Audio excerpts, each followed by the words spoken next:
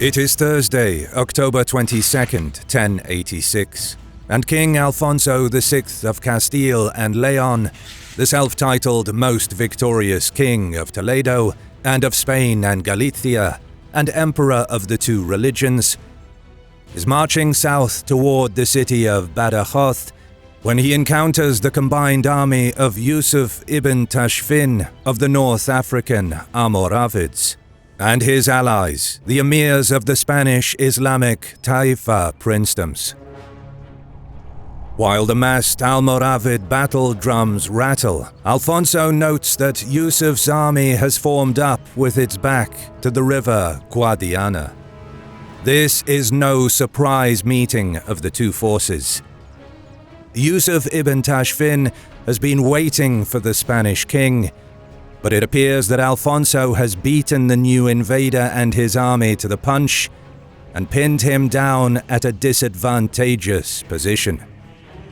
The two leaders exchange messages while the weak late autumn sun climbs slowly and reveals the size of the Almoravid army, 3 times that of Alfonso's host.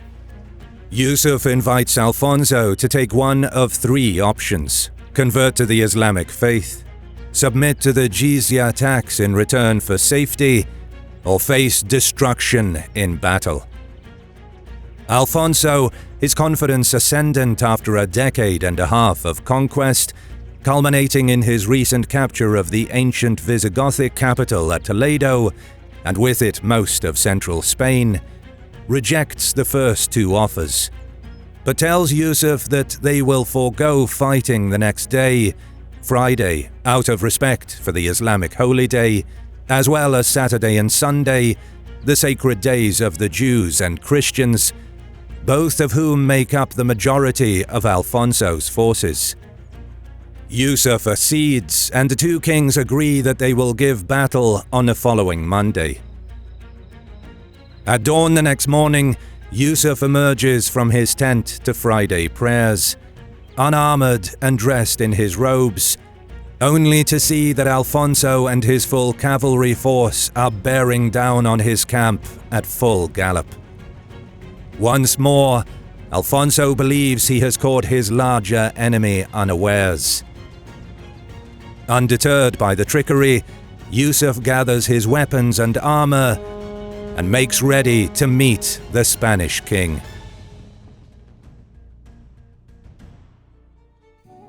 Kingdoms and empires were forged by the sword, but today this fearless chef is forging her own legacy, cutting right through meat, vegetables and fruit with her razor-sharp Japanese steel kitchen knives made by Kamikoto, the sponsor of today's video.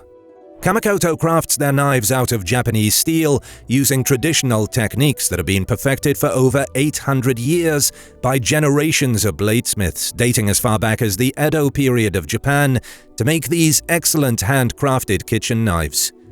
Kamikoto's expert bladesmiths have over 100 years of experience between them, and while creating each blade they go through a 19-step process that takes several years to complete.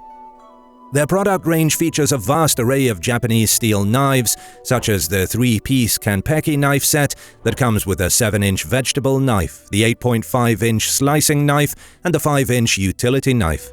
Each knife has a single bevel blade, making it extremely sharp and excellent for fine cutting. The satin finish handle provides a nice weight and balance and feels comfortable in the hand. Kamikoto's Japanese steel knives are highly rated by professional chefs working in Michelin star restaurants around the world. Each knife comes in a beautiful heavy-duty ashwood box, making them an excellent gift and ensures the knives are stored safely.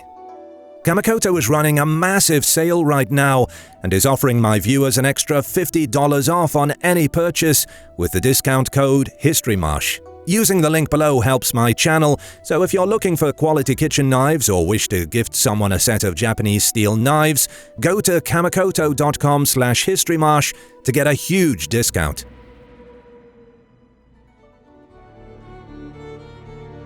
In the 11th century, the Iberian Peninsula is in a state of flux, and power is increasingly coming to reside in the warlike Christian kingdoms of the north. At his death on Christmas Eve 1065, the great conqueror King Ferdinand I bequeathed the thrones of Castile, Leon and Galicia, Portugal, to his 3 sons, and smaller inheritances to his 2 daughters. As would happen during the same period with the heirs of William the Conqueror, the 3 sons, Sancho, Alfonso and Garcia, quickly begin fighting on the death of their parents, and the youngest, Garcia, is driven out of Galicia and into exile in 1071. Sancho and Alfonso divide Galicia between themselves, but fall out once more the next year. At the outset, Sancho is successful, and Alfonso is sent temporarily into the priesthood, but he manages to maintain support among some of his nobles, as well as his elder sister, Urraca, who refuses to submit to Sancho, and he subsequently puts her city of Zamora under siege. But then, a most unexpected thing happened. Sancho mysteriously dies during the siege. Allegedly, he was lured away from his bodyguards by a woman claiming to have defected from Urraca's side and who could show him a vulnerable point in the city's defenses. Whether this was the true course of events, Sancho's untimely demise left an indelible stain on Alfonso's reign. Sancho's alferez, or supreme commander, Rodrigo Diaz de Vivar, better known as El Cid, reportedly compels Alfonso to swear on holy relics and the Bible that he had no part in his brother's death. Nevertheless, the 2 men did not see eye to eye, and El Cid later leaves Alfonso's service to become a sellsword. In any event, the rumors of participation in Sancho's death do nothing to stop Alfonso from immediately incorporating his childless elder brother's kingdom and domains into his own, and he embarks on a long period of almost ceaseless expansion.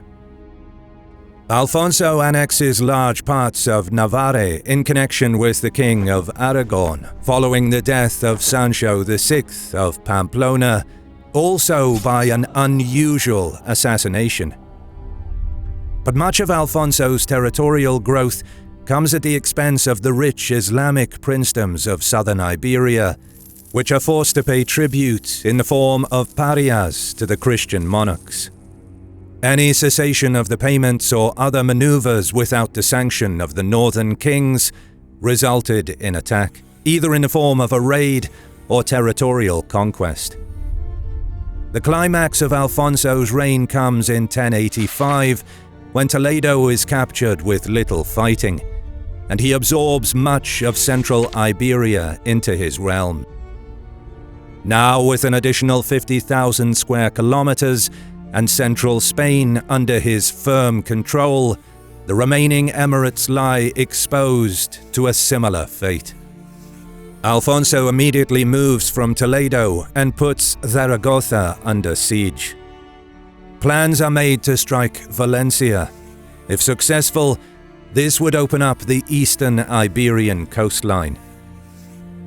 The fragmented and chaotic situation in the Islamic portions of Iberia was the result of the collapse of the Umayyad Caliphate 6 decades previously, after which the southern areas of Iberia fragmented into emirates or taifas.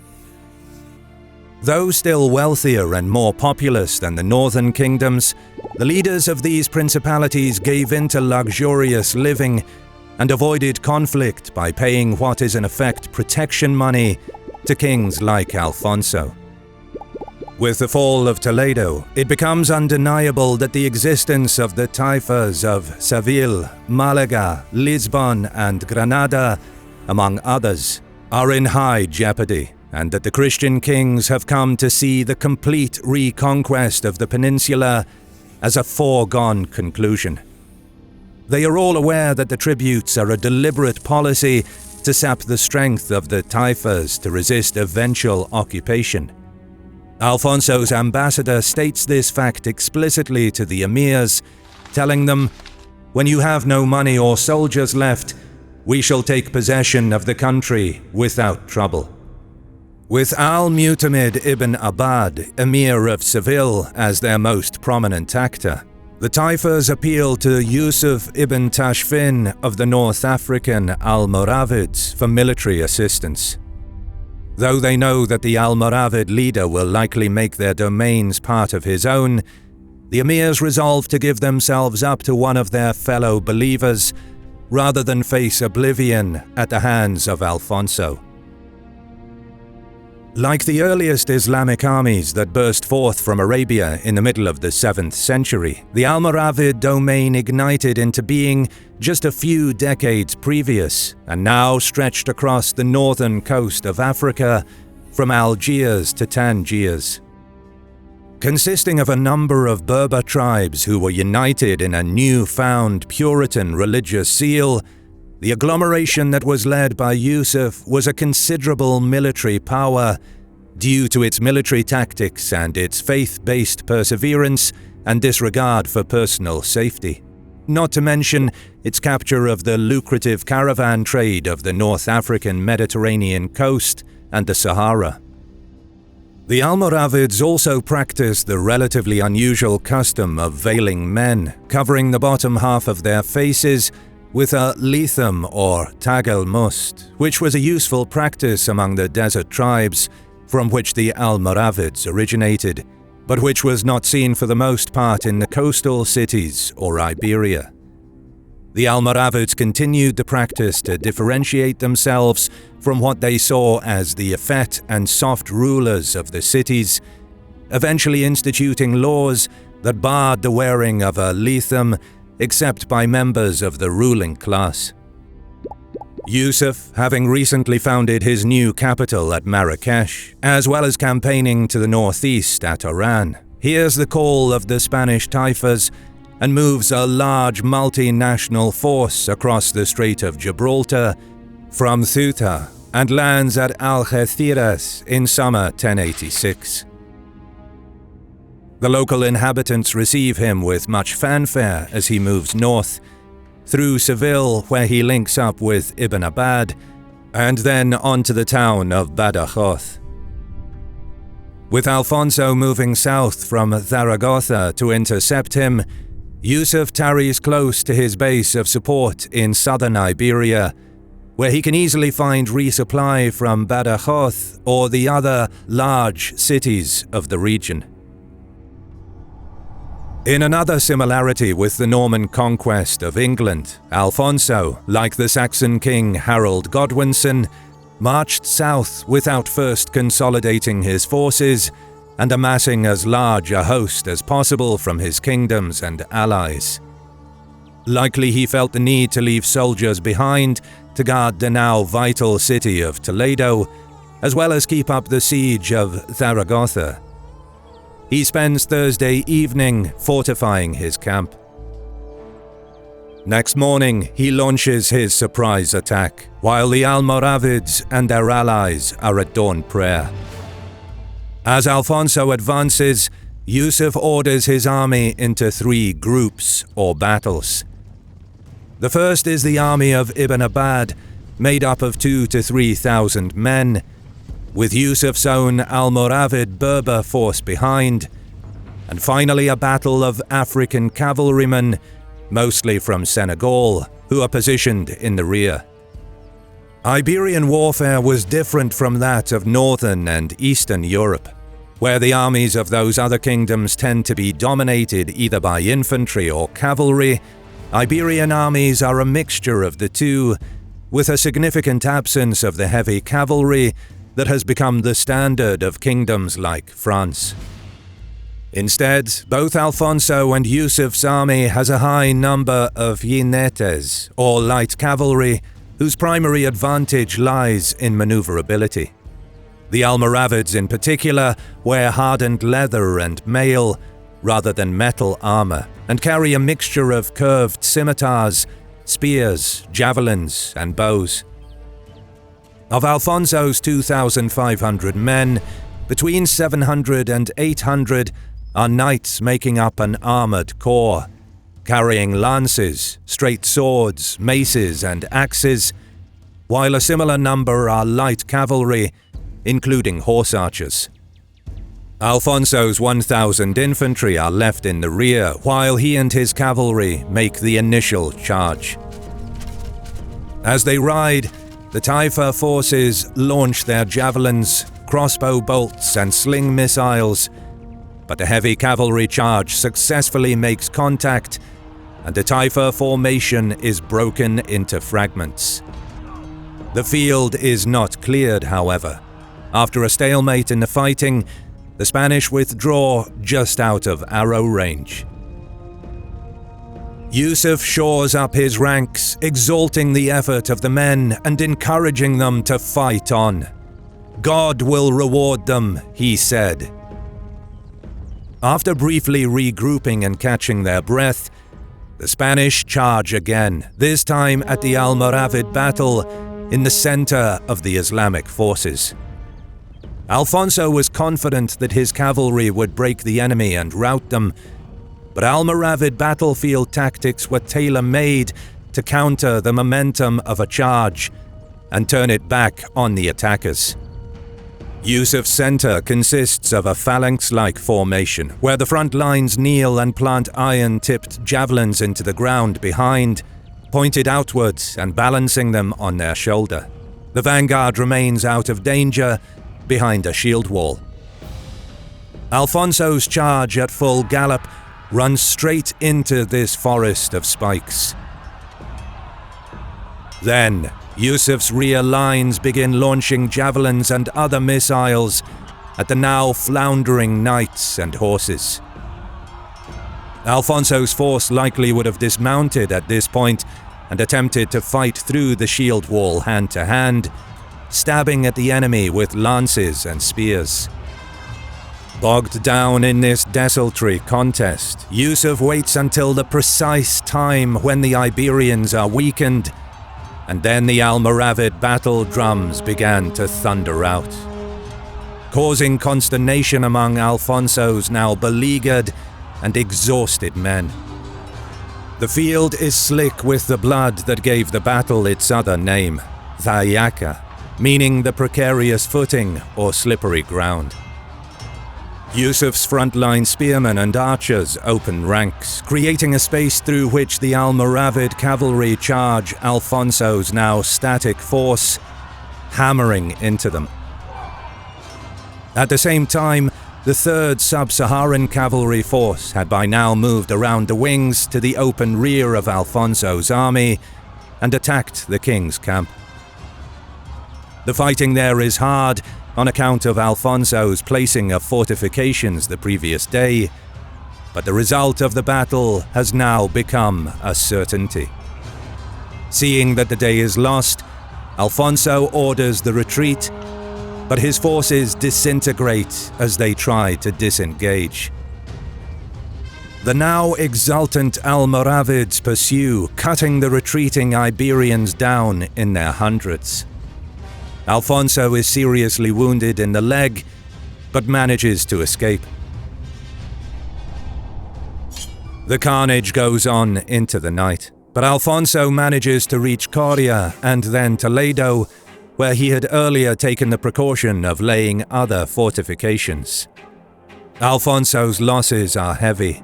Sources give numbers of anywhere from 50 to 75% of his men perishing in the battle and the subsequent deadly pursuit. For the Almoravids and the emirs of the Taifas, the battle is a resounding victory over an enemy that had previously seemed irresistible.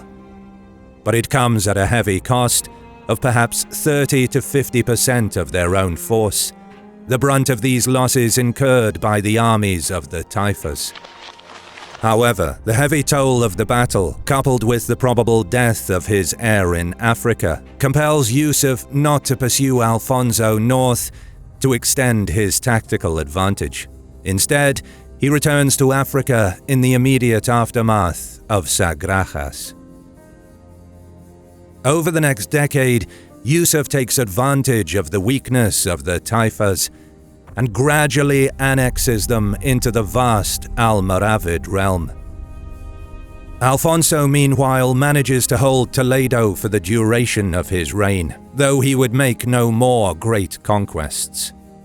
Immediately following the Battle of Sagrajas, he puts out the call to his own fellow Christians, and help arrives in the form of Odo, Raymond, and Henri of Burgundy, all from the Ivrea family that would become famous in the coming decades for its participation in the First Crusade and the Crusade of 1101. Their arrival in Iberia to aid their religious kinsmen could be seen as a proto-crusade, and is certainly indicative of the new expansionism and confidence in Western Europe toward external threats. Although the Burgundians placed Tudela under an unsuccessful siege, their assistance was not in the event needed, and Odo left Iberia within a short time.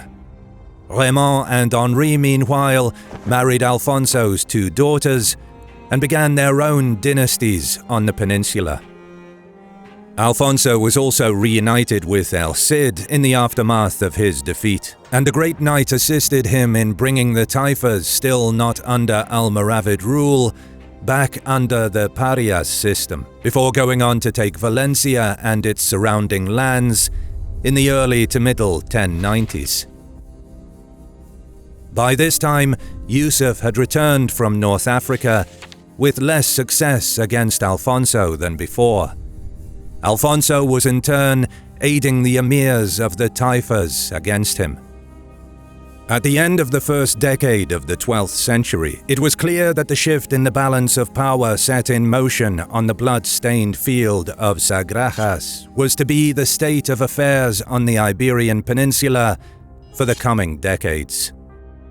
The Almoravids had lived up to the fears of the Taifas when calling their aid and taking over the southern realms, presenting a solid and sturdier line of resistance to the still energized northern realms.